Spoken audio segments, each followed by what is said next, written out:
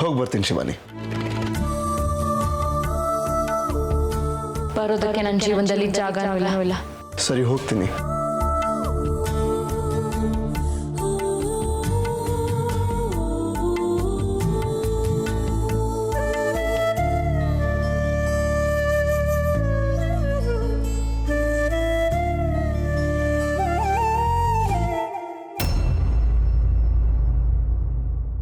Trishul, ಎದ್ಯಾ? Coffee ಕುಡ್ದ್ಯಾ? ಹೆಂಡತಿ ಬಂದಮೇಲೆ ನಾವು ಮಾಡೋ ಕಾಫಿ ಎಲ್ಲಿ ಕುಡಿತೀಯ ಅಲ್ವಾ?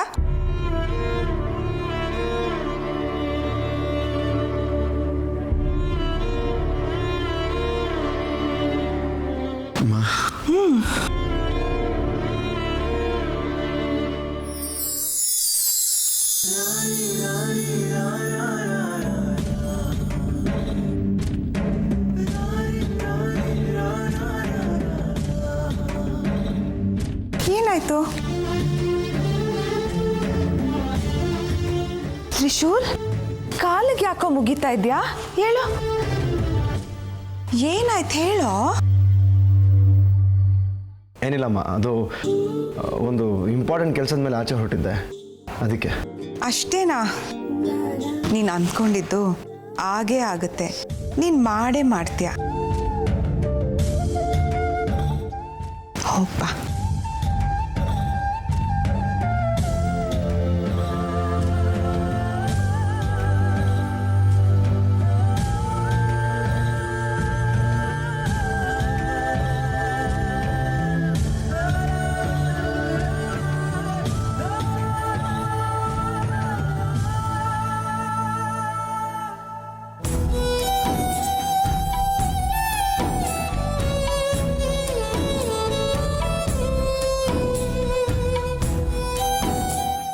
ಬ್ರೋ, ಅದಕ್ಕೆ ಎಲ್ಲಿ ಇನ್ನೂ ಎದ್ದಿಲ್ವಾ? ಎದ್ದಿದ್ದಾಳೆ. ನೀನು ಯಾಕೆ ಒಂಥರ ಇದೆಯಾ? ನನಗೇನಾಗಿಲ್ಲಲ್ಲ, ನಾರ್ಮಲ್ ಆಗಿದ್ದೀನಿ. ಬರೀನಮ್ಮ, ಅಣ್ಣನಾಗಿ ನನ್ನನ್ನು ನೀವು ಎಷ್ಟು ಇಷ್ಟಪಡ್ತೀರಾ? ಯಾಕೆ ಈ ಥರ ಕೇಳ್ತಿದ್ಯಾ? ಸುಮ್ಮನೆ ಕೇಳಬೇಕು ಅನಿಸ್ತು, ನೀವು ಹೇಳಿ. ನೀನೇನೋ ಅವಾಗ ವಿಚಿತ್ರವಾಗಾಡ್ತೀಯಾ? ಇನ್ನೊಂದ್ಸಲಿ ಹೀಗೆಲ್ಲ ಕೇಳಿದ್ರೆ ಸರಿ ಇರಲ್ಲ. ಕೇಳಕ್ ನಾನೇ ಇರೋದಿಲ್ವಲ್ಲ. ಅಂದ್ರೆ ಏನಿಲ್ಲ, ಆಚೆ ಹೋಗ್ತಾ ಇದೀನಿ ಅಂತ ಹೇಳಿದೆ. ಹೊರಗಡೆ ಹೋಗಕ್ಕೆ ಈ ಥರ ಎಲ್ಲ ಮಾತಾಡ್ಬೇಕಾ? ಸುಮ್ಮನೆ ಹೋಗು.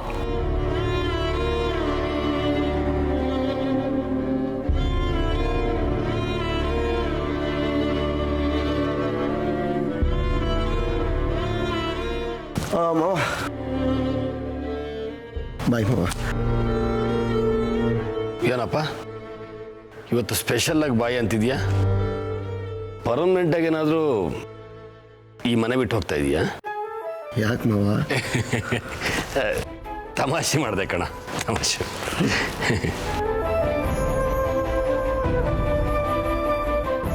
ಇವನ್ ಯಾಕೆ ಹಾಗಂದ?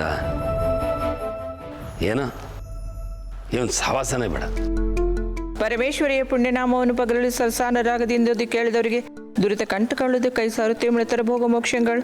ಹರಿಂಕಾರಿ ವಾಣಿ ಕಲ್ಯಾಣಿ ರುದ್ರಾಣಿ ರಮಯ ಓಂಕಾರ ರೂಪಿಣಿ ಗಣನಿ ಗಾನಪ್ರೀತಿ ಐಂಕಿಲ ಮಾಲಿನಿ ಮಹಾಮಾಯೆ ಮಾತಂಗೆ ಕ್ಲಿಂಕ್ಲೆ ವರ್ವೇರಣ್ಣೆ ಸೌಂಕಾರ ಸದನೆ ಶರ್ವಾಣಿ ಶಾರದೆ ಸತ್ಯ ಕ್ರೌಚ್ ಮುಖ್ಯ ಮಂತ್ರಾದಿ ದೇವತೆ. ಶ್ಲೋಕ ಓದ್ತಿದ್ದೆ, ಮಾತಾಡ್ಸ್ಬಿಟ್ಯಾ? ಶಾಂತಂ ಪಾಪಂ ಶಾಂತಂ ಪಾಪಂ. ಅಜ್ಜಿ, ದೇವ್ರು ಏನು ಮಾಡಲ್ಲ ಬಿಡಿ. ಹೇ, ಹಂಗನ್ಬೇಡ್ವಾ? ದೇವ್ರಿಗೆ ಕೋಪ ಬಂದು ಒಳ್ಳೇದು ಮಾಡದೇ ಇದ್ರೆ ಏನು ಮಾಡ್ತೀಯಾ? ಒಳ್ಳೇದನ್ನ ಮರ್ತು ಬಿಟ್ಟಿದ್ದಾನೆ ಅವನು. ಏ, ಯಾಕೋ ತಲೆ ಹರಟೆ, ಹೀಗ್ಯಾಕೆ ಮಾತಾಡ್ತೀಯ ನೀನು? ಏನಿಲ್ಲ, ಏನಾದರೂ ನೀವು ಮಾತ್ರ ನಗ್ನಗ್ತಾ ಇರಬೇಕು, ಓಕೆನಾ? ಹೌದಾ? ನಾನು ನಗ್ನಗ್ತಾ ಇರ್ಬೇಕಾ? ಹಾಗಾದ್ರೆ ನನಗೆ ಮರಿ ಮೊಮ್ಮಕ್ಕಳನ್ನ ಕೊಟ್ಬಿಡು, ಯಾವಾಗಲೂ ಖುಷಿಯಾಗಿ ನಗ್ನಗ್ತಾ ಇರ್ತೀನಿ. ಅದು ಸಾಧ್ಯ ಇಲ್ಲ ಇಲ್ಲ ಅಜ್ಜಿ. ನಾಚಿಕೆನಾ? ನೋಡು, ನಾಚಿಕೆ ಪಡ್ಕೊಂಡು ನೋಡು. ಓಹೋ, ಶೀಘ್ರಮೇವ ಸಂತಾನ ಪ್ರಾಪ್ತಿರಸ್ತು.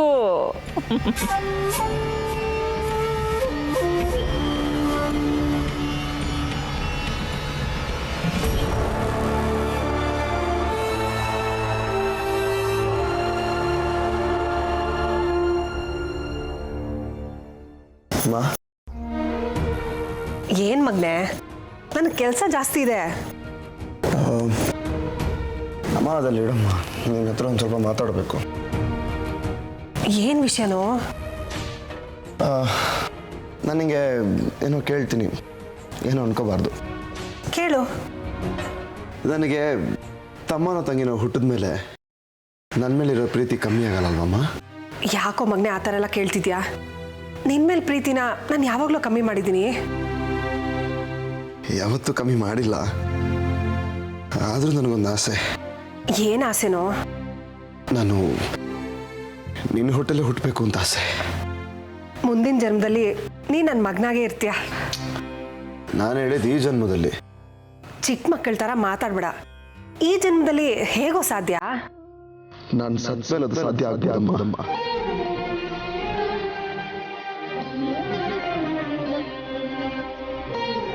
ಅಯ್ಯೋ, ಇದೆಲ್ಲ ಯಾಕೋ? ಎದೋಳು. ಇದು ನಿನ್ನ ಪ್ರೀತಿಗೆ, ನಿನ್ನ ಮಮಕಾರಕ್ಕೆ. ನಿನ್ಗೇನೋ ಆಗಿದೆ ಕಣೋ. ಶಿವಾನಿಗೆ ಹೇಳಿ ಸರಿ ಮಾಡಿಸ್ತೀನಿ ತಾಳು. ಸರಿಯಾಗಿ ರುಚಿರು ನಮ್ಮ ನಂದು. ಬಿಡು ಬಿಡು.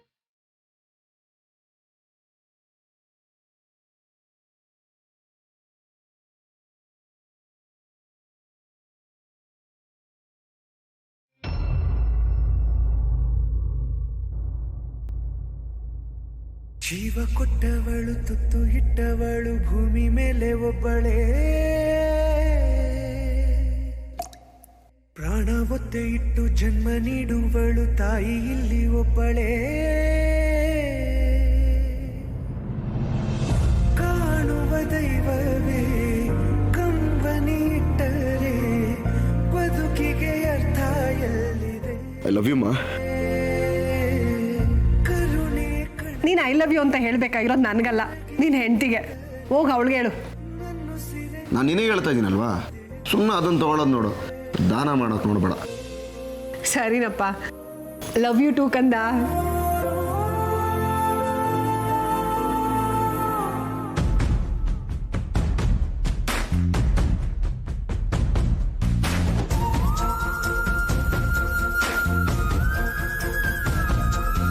ಜೀವ ಕೊಟ್ಟವಳು, ತುತ್ತು ಇಟ್ಟವಳು, ಭೂಮಿ ಮೇಲೆ ಒಬ್ಬಳೇ.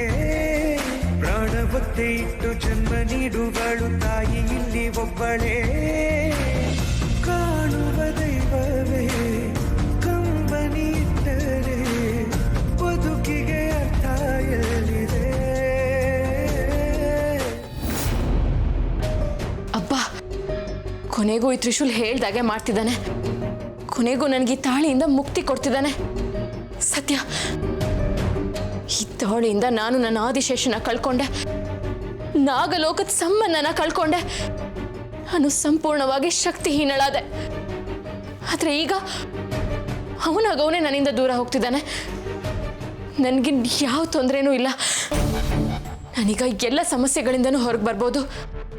ನಾಗಲೋಕನ ಪ್ರವೇಶ ಮಾಡೋದಕ್ಕೆ ನಾನು 2 ಅಮಾವಾಸ್ಯೆಗಳನ್ನು ಕಳೆಯೋ ಅವಶ್ಯಕತೆನೇ ಇಲ್ಲ. ಆ ಶಿಕ್ಷೆಯಿಂದನೂ ನಾನು ಪಾರಾಗ್ಬೋದು. ಯಾಕೋ ಗೊತ್ತಿಲ್ಲ, ನನಗೆ ಇವತ್ತು ತುಂಬ ಖುಷಿ ಆಗ್ತಿದೆ. ದೊಡ್ಡ ಬಂಧನದಿಂದನೇ ಪಾರಾದೆ ಅನಿಸ್ತಾ ಇದೆ. ಇಷ್ಟು ದಿನ ನನಗೆ ಯಾವುದೋ ಸುಳಿ ಸುತ್ತ ಹಾಕೊಂಡಿತ್ತು ಅನಿಸ್ತಿತ್ತು. ನಾಗಲೋಕಕ್ಕೆ ನಾನು ಮರಳಿ ವಾಪಸ್ ಹೋಗೋಕ್ಕಾಗೋದೇ ಇಲ್ಲ ಅನಿಸ್ತಿತ್ತು. ಇವತ್ತು ಅದೆಲ್ಲದರಿಂದ ಬಿಡುಗಡೆ ಸಿಗ್ತೇನೋ ಅಂತ ನನಗನ್ನಿಸ್ತಾ ಇದೆ. ಇಷ್ಟು ದಿನ ನಾಶ ಆಗಿದೆ ನನ್ನ ಕನಸುಗಳು ನನಸಾಗುತ್ತೆ ಅನ್ನೋ ಆಸೆ ಮತ್ತೆ ಚಿಗುರ್ತಾ ಇದೆ. ಪರಮೇಶ್ವರ, ನಾನು ನೀನು ಹೇಳ್ದಾಗೆ ಮಾಡಿದ್ದೀನಿ. ಈ ಮನೆಗೆ ಬಂದೆ, ತ್ರಿಶೂಲ್ ಜೊತೆನೂ ಅದೇ. ಈಗ ಅವನಾಗೋನೇ ನನ್ನನ್ನು ಬಿಟ್ಟು ದೂರ ಹೋಗ್ತಿದ್ದಾನೆ. ಒಂದು ವೇಳೆ ಅವನಿಗೆ ನಾನು ಸೋತು ನಿನ್ನ ಮಾತಿಗೆ ವಿರುದ್ಧ ಹೋಗಿದ್ದಿದ್ರೆ ನನ್ನ ತಪ್ಪಾಗ್ತಿತ್ತು. ಆದರೆ ಇದ್ರಲ್ಲಿ ನನ್ನ ತಪ್ಪೇನೂ ಇಲ್ಲ ಪರಮೇಶ್ವರ. ಅವನೇ ಸೋತಿದ್ದಾನೆ. ಷರತ್ತಿನ ಪ್ರಕಾರ ಅವನು ಸೋತ್ರೆ ನನಗೆ ಮಾಂಗಲ್ಯದಿಂದ ಮುಕ್ತಿ ಕೊಡಿಸ್ಬೇಕಿತ್ತು. ಕೊಡಿಸ್ತಾ ಇದ್ದಾನೆ. ನನಗಷ್ಟೇ ಸಾಕು. ನಾನಿನ್ನು ನಾಗಲೋಕದ ಸೇವೆಗೆ ನಿಲ್ತೀನಿ. ನಾಗಮಣಿನ ಮರಳಿ ಪಡೆಯೋದಕ್ಕೆ, ನನ್ನ ಆದಿಶೇಷನ ಮರಳಿ ಸೇರೋದಕ್ಕೆ ಸಜ್ಜಾಗ್ತೀನಿ.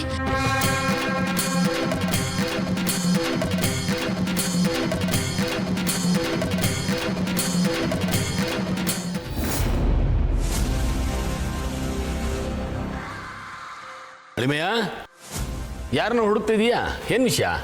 ಎಲ್ಲಿದ್ದಾನೆ ಮಾವ ಅವನು? ಅವನು ಅಂದ್ರೆ ಯಾರು? ಇನ್ಯಾರು? ತ್ರಿಶೂಲು. ಓ ಅವನಾ? ಅವನು ಬೆಳಿಗ್ಗೆನೆ ಎದ್ದು ಎಲ್ಲ ಹೋದ, ಯಾಕೋ? ಅವ್ನ ಮನೇಲಿದ್ರೆ ಮನ್ಸೇ ಆಗಲ್ಲ ಮಾವ ಮನೆಗೆ ಬರೋಕ್ಕೆ. ಅವ್ನು ನೋಡಿದ್ರೆ ಮೈಯೆಲ್ಲ ಉರಿತು ನನಗೆ. ಕೂಲ್ ಅಳಿಮಯ್ಯ, ಕೂಲ್.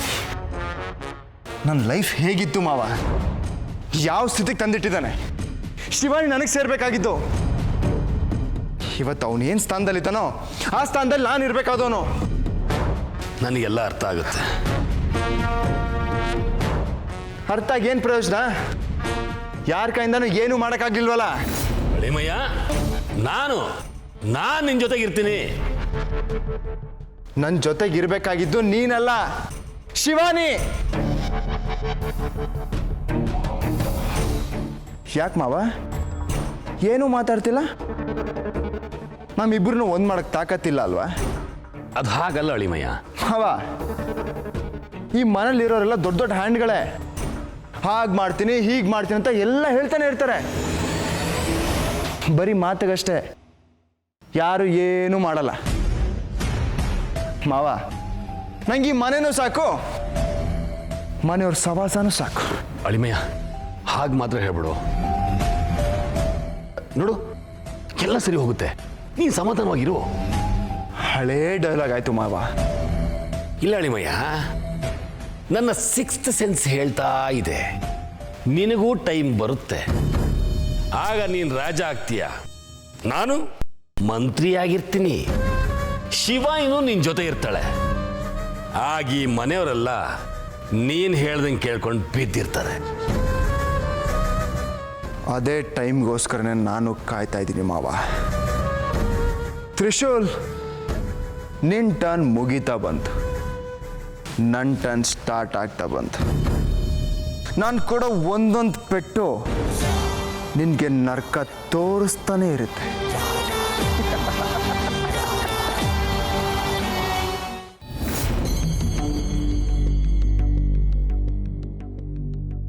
ತ್ರಿಶೂಲ್ ಏನೋ ಈ ತಾಳಿಯಿಂದ ಮುಕ್ತಿ ಕೊಡಿಸ್ತೀನಿ ಅಂತ ಹೇಳ್ದ. ಆದರೆ ಏನು ಮಾಡಿರ್ಬೋದು ಅವನು?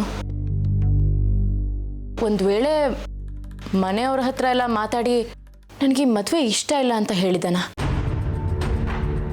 ಹಾಗಾಗಿರೋಕ್ಕೆ ಸಾಧ್ಯನೇ ಇಲ್ಲ. ಹಾಗೇನಾದರೂ ಆಗಿದ್ದಿದ್ರೆ ಮನೆಯವರೆಲ್ಲ ಬಂದು ನನ್ನನ್ನು ಪ್ರಶ್ನೆ ಮಾಡ್ತಿದ್ರು. ಮತ್ತಿನ್ನೇನು ಮಾಡಿರ್ಬೋದು ಅವನು? ಗೊತ್ತಾಗ್ತಿಲ್ವಲ್ಲ. ನಾನಿಲ್ಲಿ ಬಂದಿದ್ದು ಇದನ್ನು ಕೊಟ್ಟು ಹೋಗೋಣ ಅಂತ.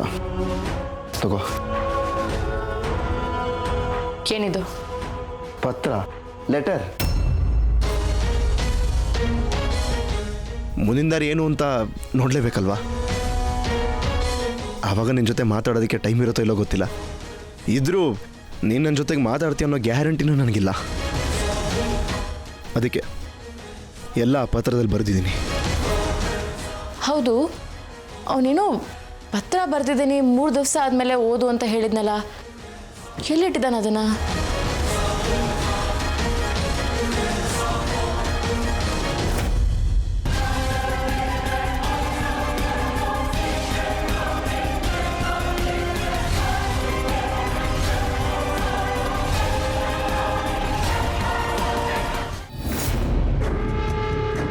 ಏನಿದು? ಇಷ್ಟೊಂದು ಬರ್ದಿದ್ದಾನಲ್ಲ, ಇದರಲ್ಲೂ ತಲೆ ತಿಂದಿರ್ತಾನೆ. ಬೇಡ, ಇದನ್ನು ಓದೋದೇ ಬೇಡ.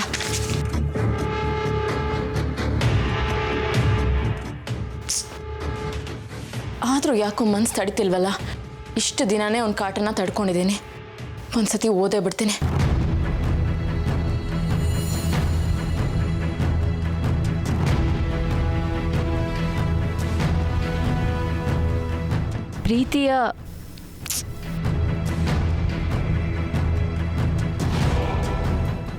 ಪ್ರೀತಿಯ ಶಿವಾನಿ, ನಿನ್ನನ್ನು ಮೊದಲನೇ ಸತಿ ನೋಡಿದಾಗಲೇ ನಿನ್ನ ಮೇಲೆ ಪ್ರೀತಿ ಹುಟ್ಕೊಂಡಿತ್ತು.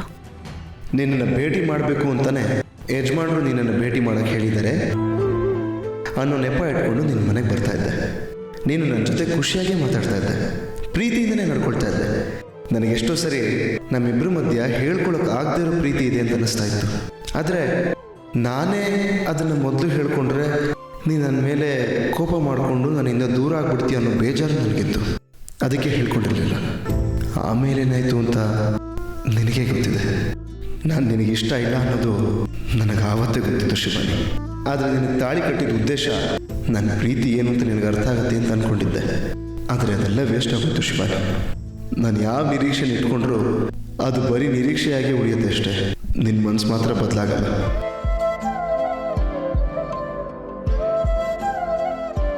ನೀನೀಗ ಆ ಲೆಟ್ರನ್ನ ಓದ್ತಾ ಇದೆಯಾ ಅಂದರೆ ನಾನು ಸೋತಿದ್ದೀನಿ ಅಂತ.